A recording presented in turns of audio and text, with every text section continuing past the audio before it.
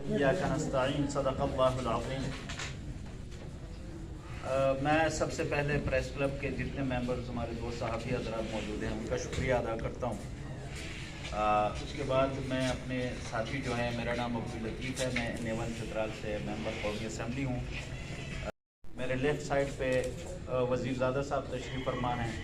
ये हमारे साबिक़ MPA हैं, माइनॉरिटी विंग के और स्पेशल असिस्टेंट रहे हैं साबिक़ कैबिनेट में, और अभी माइनॉरिटी विंग के प्रोविंशियल प्रेसिडेंट हैं, और वो हमारी प्रोविंशियल असेंबली के रिज़र्व सीट के कैंडिडेट भी हैं।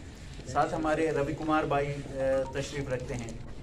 ये भी एक साबिक़ माइनॉरिटी MPA हैं और अभी भी PTI की तरफ से ये हमारी जो प्रायोरिटी लिस्ट थी उसमें इनका नाम शामिल है।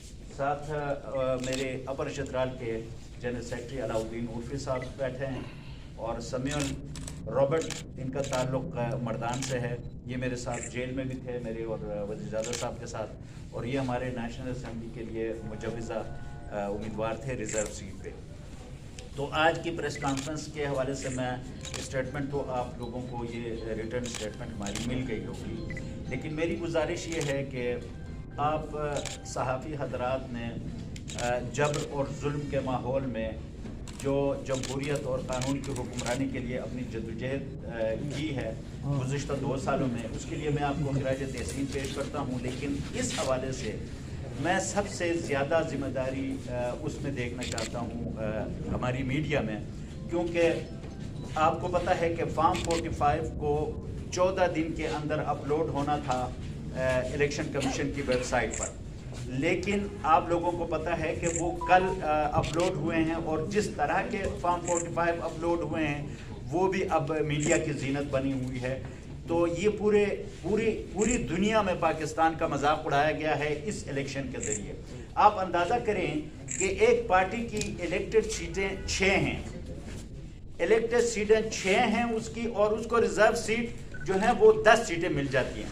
वो पुश्तों में एक प्रोवर्ब जो हम प्रैक्टिकल होते हुए देख रहे हैं कि न्यान अनवसे गटशवा, तो पहले हम सुनते थे कि न्यान अनवसे संग गठीगी, तो इस इलेक्शन में हमें पता चला कि न्यान अनवसे संग गठीगी मुंगता इलेक्शन कमीशन दे जलीदा से प्रैक्टिकली खोदो कि एक बंदे की सीटें जो इलेक्टेड सीटें हैं वो तो 6 हैं, लेकिन रिजर्व सीटें उसको 10 मिल गई हैं। तो सिर्फ आप लोगों की वसातत से मैं पाकिस्तानी कौम को ये पैगाम देना चाहता हूँ कि ये इलेक्शन के नाम पे जो ढोंग रचाया गया, आप अंदाज़ा करें कि इलेक्शन के 2 साल तो इलेक्शन से ये भागते रहे PDM वाले, सुप्रीम कोर्ट का फैसला आया उसको पाँव तेले रौंदा गया, और जब इलेक्शन का ऐलान हुआ और हमारे कैंडिडेट्स जो हैं वो अपने नामजदगियाँ जमा करने गए तो उनको अगवा करने की कोशिश की गई, उनसे कागजात नामजदगी छीन लिए गए, उनके प्रोपोजर्स और सेकेंडर्स जो थे उनको अगवा करने की कोशिश गई।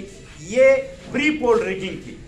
फिर उस प्री पोल रिगिंग में एट द 11th आवर हमसे हमारा निशान छीना गया, बेट हमसे छीना गया, सिर्फ इसलिए उनकी प्लानिंग ये थी कि 80% जिस पार्टी को सपोर्ट है पाकिस्तानी अवाम की, उनको रिजर्व सीटों से महरूम करने की ये जो साजिश थी ये इलेक्शन से पहले की गई थी। सुप्रीम कोर्ट तक जो है हमारे साथ नाइंसाफ़ी हुई। हमने जब PTI नजरियाती के लिए अपने वो दे दिए, ऑप्शंस दे दिए, तो विदिन 1 आवर इलेक्शन कमीशन ने उसको भी रिजेक्ट कर दिया। फिर पोस्ट इलेक्शन जो रिगिंग हुई वो तो सब आपके सामने है कि फॉर्म 45 का मसख करके अब फॉर्म 45 जो हैं वो अपलोड किए जा रहे हैं, जिससे जमहूरियत के मुंह पे कालक मला गया, कालक। और जिन लोगों ने ये किया है जमहूरियत के मुंह पे तो कालक मल रहे हैं, लेकिन ये अपने मुंह पे भी कालक मल रहे हैं। इनके अपने चेहरे भी ऐसे हो गए हैं कि वो कौम को बहुत भयानक दिख रहे हैं। तो मेरी अब इलेक्शन कमीशन तो पार्टी बन गई है, PTI के खिलाफ इलेक्शन कमीशन और स्पेशली चीफ इलेक्शन कमिश्नर वो पार्टी बन गए हैं। हम तो यहाँ से मुतालबा करते हैं कि उसमें अगर ज़र्रा बराबर भी कोई अखलाकी जुर्रत, कोई प्रिंसिपल अगर उसमें हैं अपने चीफ इलेक्शन कमिश्नर साहब ने, तो उनको अब तक इस्तीफ़ा दे देना चाहिए था। लेकिन वो इतने मतलब ढीठ हैं कि अभी तक वो चिमटे हुए हैं, और استعفیٰ ان کو دینا چاہیے تھا لیکن نہیں دے رہا. ہم پھر بھی یہ مطالبہ دہرا رہے ہیں کہ ان کو فی الفور استعفیٰ دینا چاہیے, کیونکہ جو ذمہ داری کانسٹیٹیوشنلی ان کو دی گئی تھی وہ ذمہ داری ادا نہیں کر سکے. فیئر الیکشن, وہ فیئر FAIR کی جگہ فیئر تو تھا لیکن اٹ واز FEAR, فیئر, خوف تھا. یہ فیئر وہ لائے. ٹرانسپیرنسی کی جگہ وہ اس طرح ٹرانسپیرنسی لائے ہیں کہ اس ٹرانسپیرنسی میں پورا نظام ننگا ہو گیا, پورا سسٹم کو انہوں نے ننگا کر دیا. لیکن اس ٹرانسپیرنسی کی ضرورت جس کی تھی کہ الیکشن میں دھاندلی نہ ہو, وہ شفاف ہوں, تو وہ جو پردے بیچ میں تھے وہ پردے انہوں نے خود پھاڑ دیے ہیں. اب سسٹم اس ٹرانسپیرنسی سے ننگا نظر آ رہا ہے اور پوری قوم اس کو دیکھ رہی. تو الیکشن کمیشن, پوری الیکشن کمیشن ناکام ہو گئی ہے اپنی ذمہ داری ادا کرنے میں. اس لیے ہم مطالبہ کرتے ہیں کہ چیف الیکشن کمشنر سمیت اس کے تمام ممبرز کو استعفیٰ دینا چاہیے تھا. اب صرف ایک چیز رہ گئی ہے کہ ہم کورٹ میں گئے ہیں, ہائی کورٹ. ہماری صرف امید کورٹ سے ہے کہ وہ اس ناانصافی کو, اس ظلم کو, اس بربریت کو ریورس کرے. اب آپ دیکھیں کہ ہمارے جو بھائی بیٹھے ہیں یہاں پہ مائنارٹی خواتین کی نمائندگی اب اسمبلی میں کون لوگ کریں گے؟ وہ لوگ کریں گے جن کو قوم نے ریجیکٹ کیا, ان کے نامینیز قوم کو ریپریزنٹ کریں گے. جس جماعت نے کروڑوں ووٹ لیے ان کی نمائندگی اس میں اسمبلی میں نہیں ہو رہی, بلکہ قوم کے ریجیکٹ شدہ, قوم کے مسترد شدہ لوگوں کو اب ان کی نامینیز جو ہیں وہ اسمبلی میں قوم کی نمائندگی کریں. تو یہ ہم بالکل بھی ایکسیپٹ نہیں کریں گے. ہم اسمبلیز کے اندر, پروونشل اور نیشنل اسمبلی کے اندر بھی اس چیز کو فائٹ کرتے رہیں گے. ہم سڑکوں میں بھی اس چیز کو, کیونکہ یہ پاکستان کے مستقبل کے ساتھ کھیلا جا رہا ہے. یہ میسج دیا جا رہا ہے کہ پاکستان میں جمہوریت ناکام ہو گئی ہے. میسج یہ دیا جا رہا ہے, حالانکہ جمہوریت ناکام نہیں ہوئی. جمہوریت تو کامیابی کی طرف جا رہی تھی, لیکن اس جمہوریت کو ڈیریل کرنے کے لیے اس طرح کی حرکتیں کی جا رہی ہیں, اس طرح کے مطلب قانون کی دھجیاں بکھیری جا رہی ہیں. تو جب قانون اور آئین کو بالائے طاق رکھ کے آپ کوئی بھی کام کریں گے, رولز آف دا گیم, وہ جب اب بعض لوگ کہہ رہے ہیں کہ جی ہمیں پاکستان نازک موڑ سے گزر رہا ہے, آپ نے یکجہتی کا مظاہرہ کرنا ہے. میں کہتا ہوں کہ پاکستان کو نازک موڑ پر لایا کس طرح گیا. اس وجہ سے پاکستان ہر وقت نازک موڑ پہ ہوتا ہے کہ یہاں پہ جمہوریت کو پنپنے کی اجازت نہیں دی جا رہی, اس کو رستہ نہیں دیا جا رہا. ہر ایک اپنے طور پر جمہوریت کو ٹوسٹ کر کے اپنے لوگوں کو لانے. آپ اس نازک موڑ سے قوم آگے نکلنے کی کوشش کر رہی تھی.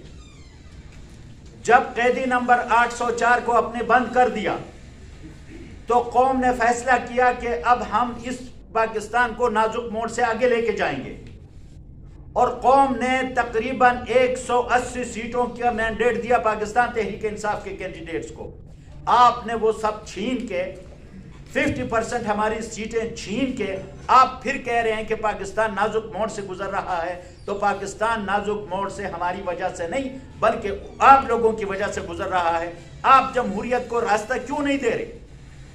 آپ عوامی رائے کو راستہ کیوں نہیں دے رہے؟ اس ملک کے کسٹوڈینز یہ عوام ہیں, یہ 24-25 کروڑ عوام اس ملک کے کسٹوڈین ہیں, اس کے مالک ہیں. ان کی رائے کو جب آپ پاؤں تلے روندیں گے, جب آپ ان کی رائے کو اپنی تشریح دیں گے, آپ ان کی رائے کو جب اپنی رائے اس پہ ٹھونسیں گے, تو پاکستان نے تو اس نازک موڑ سے نکلنا نہیں ہے, خدا نخواستہ یہ اسی نازک موڑ میں گھومتا رہے گا.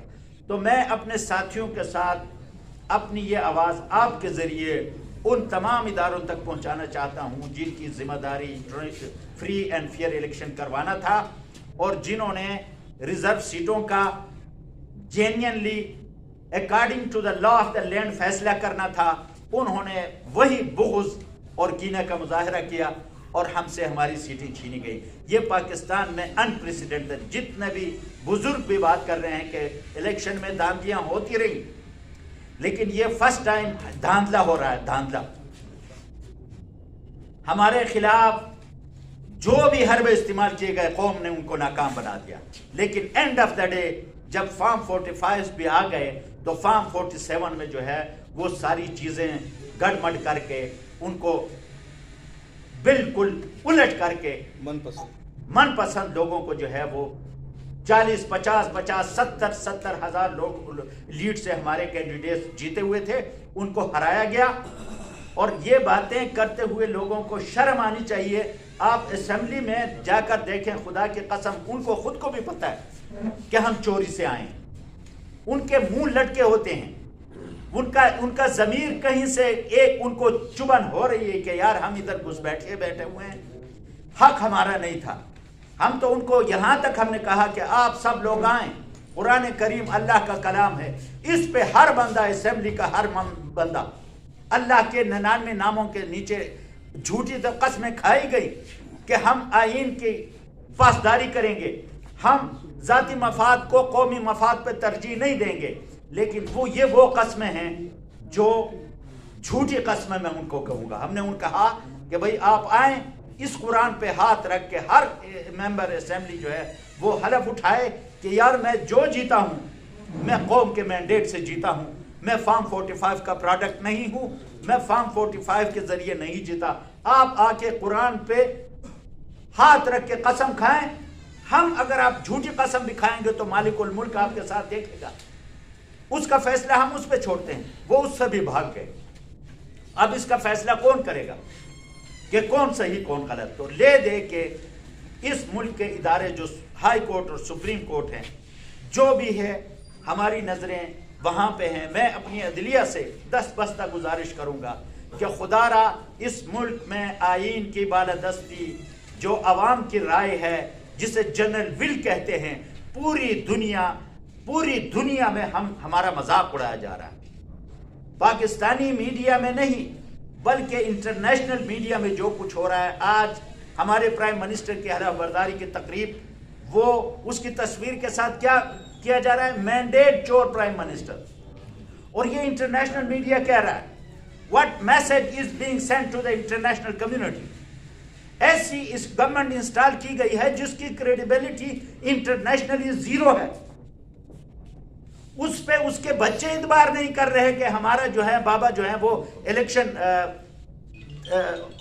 صحیح طریقے سے جیتا ہے. اور انٹرنیشنل کمیونٹی اس ملک کی، اب ہم کہتے ہیں جی ہماری اکنامک میلٹ ڈاؤن ہوئی ہے. اکنامکس کو بہتر بنانے کے لیے سب سے بنیادی چیز کہ آپ کے ملک میں ایک کریڈیبل گورنمنٹ ہو، جس گورنمنٹ کی کریڈیبلٹی انٹرنیشنلی زیرو ہو. انٹرنیشنل ایجنسیز، فارن کنٹریز وہ جب دیکھتے ہیں کہ اس ملک میں ایسے لوگ مسلط کیے گئے ہیں جو ووٹ چوری کر کے آئے ہیں، تو ان پہ کون اعتبار کرے گا؟ آپ مجھے یہ بتائیں. ہم ٹی ٹی اور وہ جو کیسز معاف ہوئے ہیں ان کی بات ہی نہیں کرتے، وہ تو ہیں ہی. لیکن اس مرتبہ جو ووٹ چوری کا ایک واقعہ ہوا ہے، اس سے اس گورنمنٹ کی کریڈیبلٹی انٹرنیشنلی زیرو ہے. اور اس کو لے کر کوئی بھی ادارہ، کوئی بھی باہر کا ملک ان کے ساتھ انٹریکشن کرنے نہیں جا رہا. تو میری گزارش اب ہائی کورٹ اور سپریم کورٹ سے ہے کہ وہ اس چیز کو کم از کم کچھ ڈیمیج کنٹرول کرے. Damage has already been done. ہماری سیٹیں چھینی گئی ہیں، جو لوگ ہارے ہوئے تھے ان کے نوٹیفیکیشن ہو چکے ہیں، وہ آج گوشت بیٹھے اسمبلیز میں بیٹھے ہوئے ہیں. ہم کہتے ہیں کہ کم از کم یہ ریزرو سیٹ کے حوالے سے اگر کوئی فیصلہ کورٹ سے آئے تو تھوڑی بہت اس سسٹم کی جو یہ کریڈیبلٹی ہے یہ کم از کم 5-10% اسٹیبلش ہو جائے گی، ورنہ یہ پاکستان کے لیے بہت برا ہونے جا رہا ہے. لطیف بھائی، جی سر، کمیشن نے جو فیصلہ کیا ہے ظاہر بات ہے وہ الیکشن ایکٹ اور اس کو دیکھ کے دیا ہوگا. اگر اسی بنیاد کو بنیاد بنا کر عدلیہ بھی فیصلہ آپ کے خلاف دیتی ہے تو پھر آپ لوگ کیا کریں گے؟ کیا روڈوں پر یہ مسئلہ حل ہوگا؟ دوسرا ہے کہ آپ نے مینڈیٹ چور اور یہ ساری باتیں کی ہیں، تو 2018 کے انتخابات میں یہی صورتحال آپ لوگوں کے پاس محکمہ زراعت کا استعمال ہوتا تھا. پھر اس کے بعد جو قاسم سوری کا کیس تھا، 52,000 ووٹ تھے، وہ 3.5 سال قانونی اسمبلی کے ڈپٹی اسپیکر رہے. تو کیا ذرا آپ اپنی ماضی میں آپ لوگوں نے جو کیا 13 سے 18 تک جو دھرنے دیے جس طریقے، اس وقت تو کوئی مینڈیٹ چور حکومت نہیں تھی، اکانومی بھی ٹھیک چل رہی تھی بقول ہمارے بڑوں سے جو ہم لوگ رہے تھے. تو کیا آپ لوگ وہ معافی بھی مانگے تھے؟ اس طرح کہ ہمیں تو آپ لوگوں نے بتایا تھا کہ آرمی چیف قوم کا باپ ہوتا ہے، ہمیں تو یہی تھا کہ ایک عالم ہے. अपनी गलतियों की भी कोई माफी मांगेंगे आप लोग? देखें जनाब, पहली बात तो ये है कि ये जो हाई कोर्ट का क्या फैसला आता है, ये तो एक हाइपोथेटिकल क्वेश्चन है। वो जब फैसला आएगा तो उसके मुताबिक हम देखेंगे। ज़ाहिर है हमारे पास एक फोरम सुप्रीम कोर्ट का भी है, तो हम सुप्रीम कोर्ट जाएंगे, इंशाल्लाह वहाँ से हमें रिलीफ मिलेगा। दूसरी बात, जब आपने 2018 की है, उसके हवाले से एक परसेप्शन ये है कि 2018 में नादिदा क़ुव्वतों ने हमारी मदद की थी। मैं 2018 कंटेस्ट कर चुका हूँ। मैं तो ये कहता हूँ कि मुझे हराया गया था, मुझे हराया गया था। और दूसरी बात, ने उस वक्त ऑफर की थी कि भाई जो सीटें आप खोलना चाहते हो, ने उस वक्त ऑफर की थी कि भाई जो सीटें आप खोलना चाहते हो